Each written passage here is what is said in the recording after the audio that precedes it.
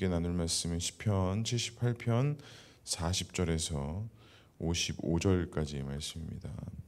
시편 78편 40절에서 55절까지의 말씀, 우리 한 절씩 교독하고 마지막 절은 함께 읽겠습니다. 40절 제가 먼저 읽겠습니다.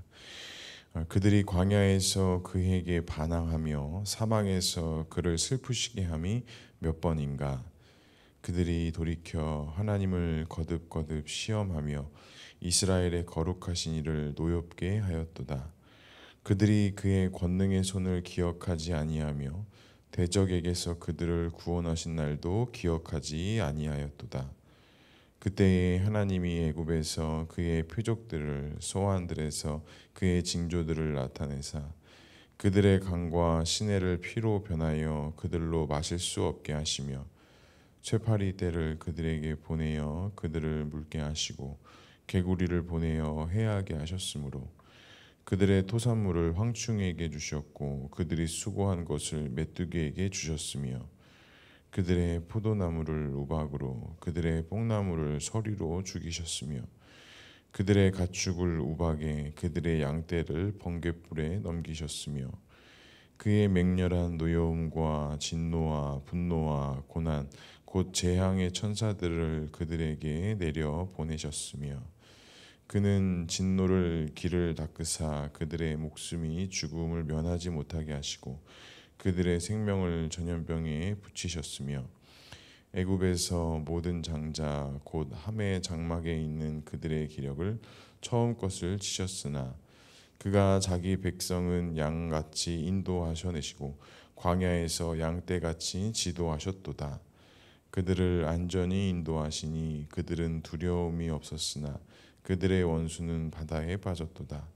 그들을 그의 성소의 영역 곧 그의 오른손으로 만드신 산으로 인도하시고, 함께 읽겠습니다. 또 나라를 그들의 앞에서 쫓아내시며 줄을 쳐서 그들의 소유를 분배하시고 이스라엘의 지파들이 그들의 장막에 살게 하셨도다. 아멘. 오늘도 말씀과 기도의 자리에 오신 성도님들을 사랑하고 축복합니다. 본문의 말씀을 통해서 또 주님의 귀한 음성 듣는 시간 되기를 소망합니다. 오늘 본문의 말씀은 어제 주일 말씀에 이어서 이스라엘 백성들에게 행하셨던 그 하나님의 역사들, 특별히 그 출애굽 과정 속에 있었던 10가지의 재앙 사건들을 다시 한번 이야기를 하면서 하나님께서 어떤 강권적인 역사들을 보여주셨고 어떻게 인도하셨는지에 대한 이야기들이 담겨져 있습니다. 왜 이스라엘 백성들은, 또 왜 시편 기자는 무엇이 문제인 것을 이야기하고 있을까요? 우리 42절 말씀 다시 한번 읽어보겠습니다. 그들이 그의 권능의 손을 기억하지 아니하며 대적자에게서 그들을 구원하신 날도 기억하지 아니하였도다. 항상 믿음에서의 어떤 걸림돌, 어려움들을 생각하면 하나님의 인도하심을 기억하지 못하고 오늘 본문의 말씀처럼 구원하신 나를 우리가 생각하지 못하고 잊어버리는 순간 대번에 우리에게는 감사가 끊기게 되고 불평과 원망이 나오기 시작하게 됩니다. 오늘 시편 기자도 그것을 기억합니다. 분명히 하나님께서 이스라엘 백성들을 광야에서 인도하셔서 강권적인 역사로 하나님의 계획과 섭리 가운데 길을 걸어가게 하셨지만 그들이 어떻습니까? 그 하나님의 손을 기억하지 못하고 구원의 날을 생각하지 아니했다, 기억하지 아니했다라는 것은 벌써 그들에게 있어서 가장 기초적이고 근본적인 그 감사의 첫 시작이 이미 무너져 있다라는 것을 알 수가 있습니다. 그렇다면 그러한 감사와 그런 기쁨과 그런 권능의 팔을 우리가 잊어버리는 이유가 무엇이겠습니까? 우리가 이 세상 속에서 만나는 어떠한 상황과 환경들이 우리를 지배하는 순간부터 사실은 우리는 감사를 잃어버리고 하나님의 손도 잃어버리고 하나님께서 주셨던 은혜에 대해서도 망각하게 되는 그런 일들이 발생이 됩니다.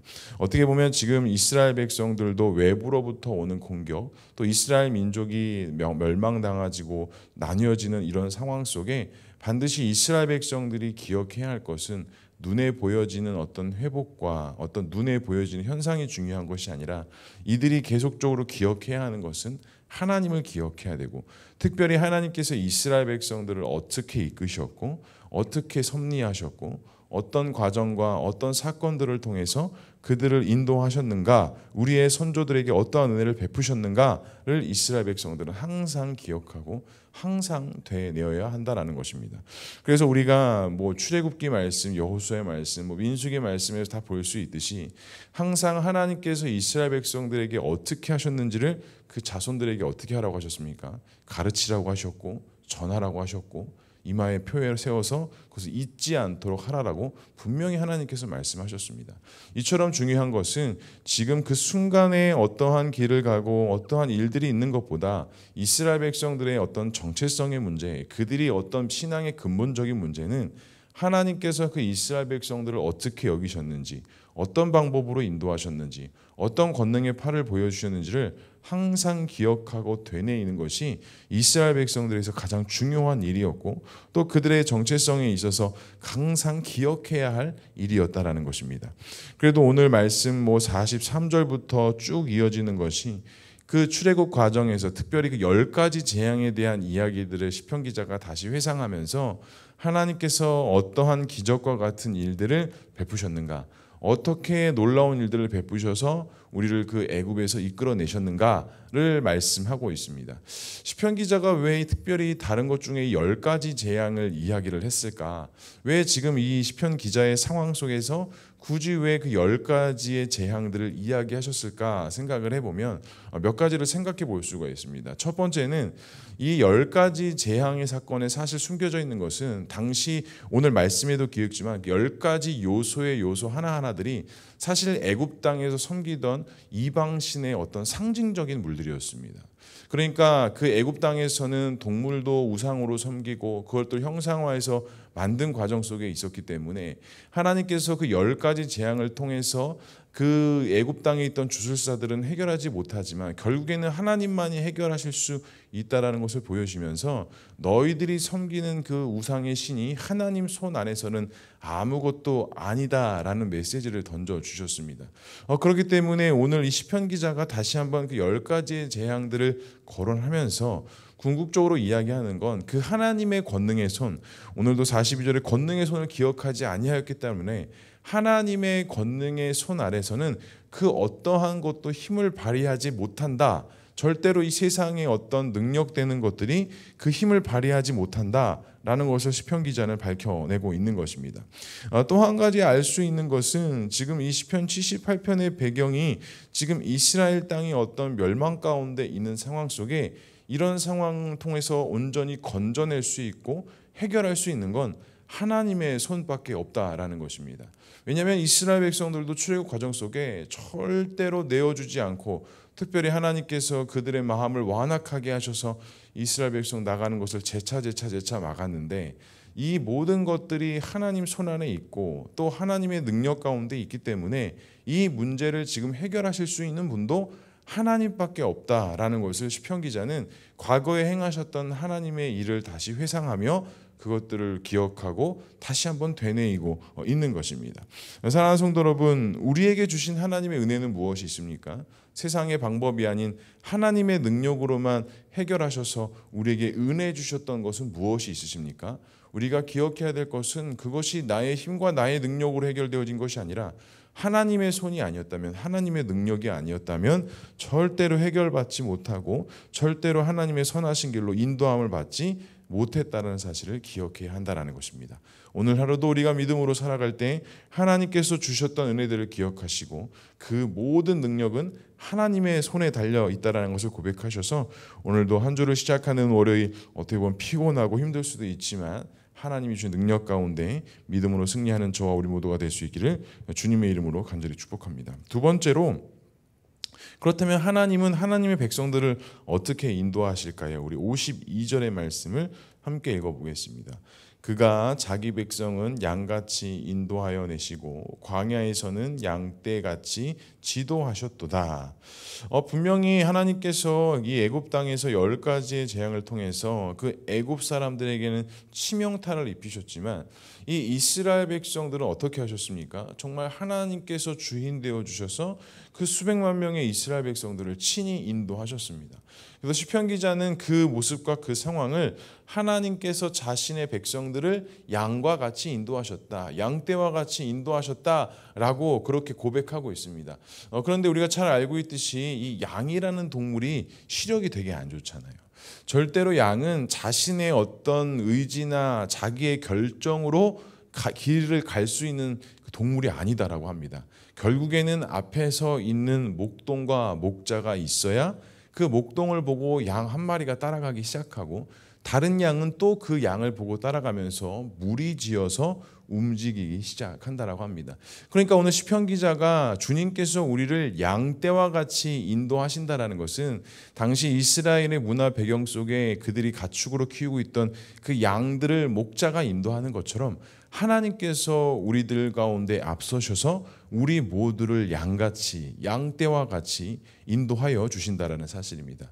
어찌 보면 양은 눈이 보이지 않기 때문에 목자의 인도함과 인도하심과 그들의 이 리더십이 있어야만 양은 순종하고 따라가는 동물입니다. 만약에 양이 시력이 좋았다면 아마 목자를 따라가지 않았겠죠.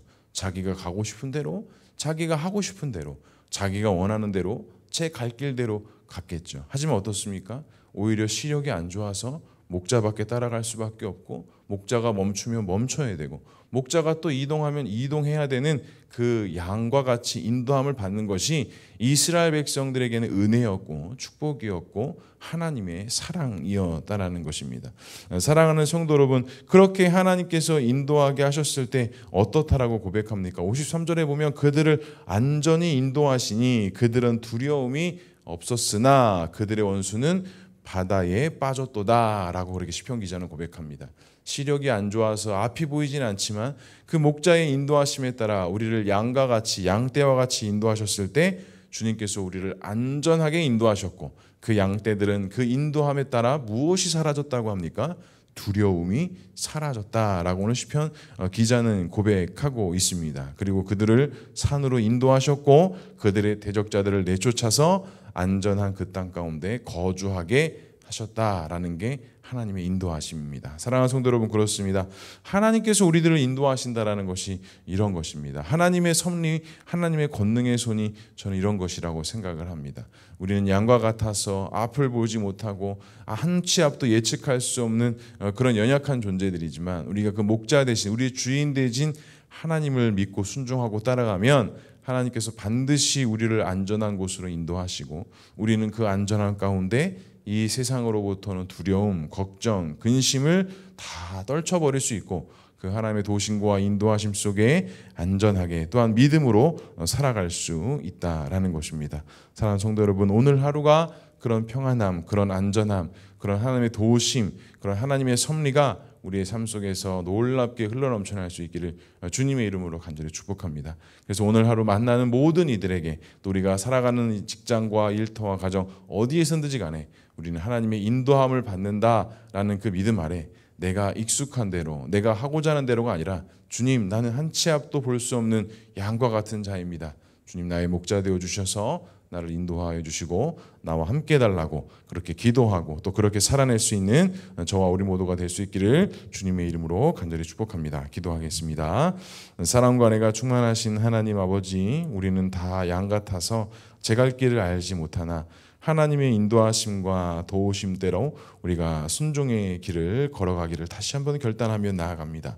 주님, 우리를 도와주시고 인도하여 주시고 함께해 주셔서 그 안전한 길 가운데 우리 가운데 강하고 담대한 마음이 있게 하시고 두려운 마음을 극복하게 하시고 근심과 염려는 다 주님 발 앞에 내려놓게 하셔서 오늘 하루의 삶이 주님 앞에 영광이 되는 삶이 되게 하시고 주님의 기쁨과 소망으로 살아가는 오늘 하루의 삶이 되어줄 수 있도록 주님 인도하여 주시옵소서. 이 나라를 긍휼히 여겨주시고 다시 한번 말씀과 복음으로 세워지는 나라 되게 하시고 우리 교회를 주님께서 붙잡아 주셔서 더욱더 사명 가운데 나아가는 교회 되게 하시고 한 영혼을 귀히 여기고 살리는데 우리가 한마음 한뜻 되어줄 수 있도록 주님 역사하여 주시옵소서. 이 세계와 모든 나라 가운데 주님의 평안과 위로가 있게 하시고 특별히 이스라엘과 이란 전쟁의 위기가 있는데 하나님께서 강권적으로 역사하셔서 정말 평화롭게 해결되고 하나님의 섭리와 하나님의 은혜가 있는 귀한 나라 될 수 있도록 주님 역사하여 주시옵소서. 오늘도 주님 앞에 많은 기도의 제목 가지고 나왔습니다. 기도하고 간구하는 가운데 주님의 도우심과 회복하심이 있게 하시고 오늘 하루도 주님의 귀한 음성 듣는 하루 될 수 있도록 주님 역사하여 주시옵소서. 하나님께서 함께 하실 것을 믿사오며 이 모든 말씀 예수 그리스도의 이름으로 기도합니다. 아멘.